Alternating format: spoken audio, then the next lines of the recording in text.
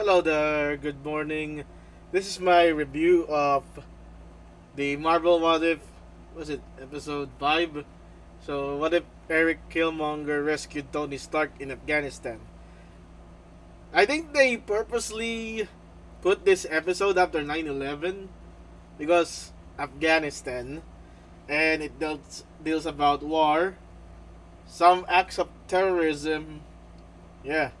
And apparently T'Challa is here again, so they've been hyping it up as the last performance of T'Challa, only to have another performance on the next episode. What was the last episode of again? Marvel Zombies. Yeah. Well, I say Marvel Zombies was average. I think this one and many I think will disagree with me, but I don't like this episode. So it starts off with the scene in Iron Man 1, but instead of Tony getting killed, he was rescued by Killmonger.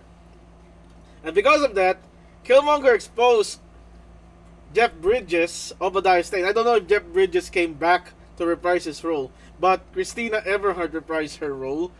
And yeah, Michael B. Jordan came back to voice Eric Killmonger again. And that's a cool stuff. So Killmonger and his Vegeta armor is back. He also have his alternate attire where he's in a Navy uniform, I think. And the thing is, he exposed Obadiah Stane of working with the Ten Rings. So that's the plot of Iron Man done one. One and done. So what's next? Well, since Tony has been rescued, he never realized the error of his ways on making weapons. So instead of stopping making weapons, he doubles down on producing weapons. And I think that's a crucial part of the existence of Iron Man, because the main motivation point why Tony created Iron Man is to correct his error ways. And now, since he wasn't held captive, he didn't make Mark 1, he didn't make Iron Man, he's still an alcoholic, he's still a playboy. And you see this as the opposite of Tony Stark post Afghanistan. So, we learned that Killmonger has been scheming it up everything. He wants to build a Gundam, what a weeb. And that Gundam was made by Tony Stark as a payment for saving his life. So Killmonger became COO of Stark Industries, replacing Obadiah Stane. He set up the plot where Rhodey is going to transact with Andy Serkis, Ulysses Claw, for vibranium, just like the one in Age of Ultron, and it ends up killing both Rhodey and Black Panther because someone apparently is a mole and tipped up the Wakandans to the location of Ulysses Claw, and in fact it was Eric Killmonger who set it up. So not only Killmonger killed T'Challa here, Killmonger killed Rhodey, and the blame is that Rhodey killed T'Challa, who is at that time the Prince of Wakanda, leading to a war. Now, one thing to note about this is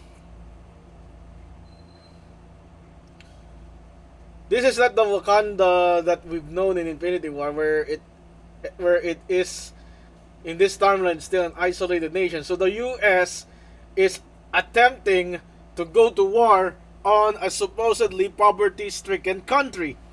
And that kind of parallels the real life situation where US went to war against Afghanistan for terrorism, anti-terrorism, camp propaganda. This one, it's motivated by revenge. So there, Tony Stark mass-produced some drones that looks like the drones from Iron Man 2. So in actuality, if Tony didn't create Iron Man, he will create weapons and he will create the drones that Justin Hammer created in the MCU main timeline in Iron Man 2.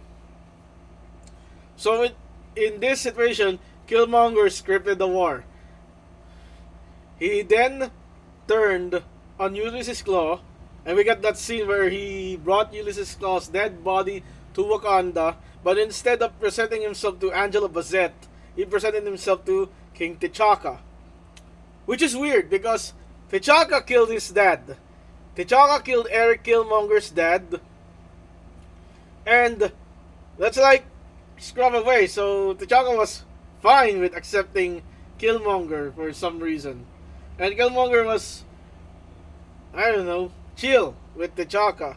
And then we found out his motivation is to usurp the throne, but he didn't really usurp the throne. He just became the legal prince of Wakanda, the Black Panther, T'Challa's replacement. So when the time comes T'Chaka dies, Killmonger will rule over Wakanda. So the scripted war happened. The US deployed the drones. Tony Stark was killed, by the way, before this, because Tony found out that Killmonger killed Rhodey. R.I.P.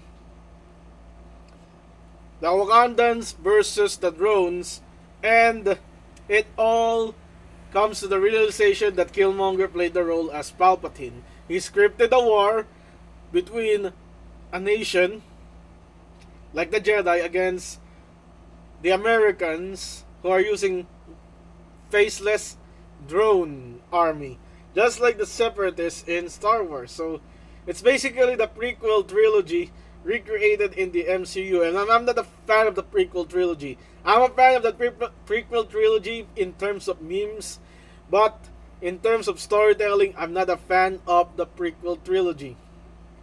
And that is a bad storyline baseline that they get, that they are referencing.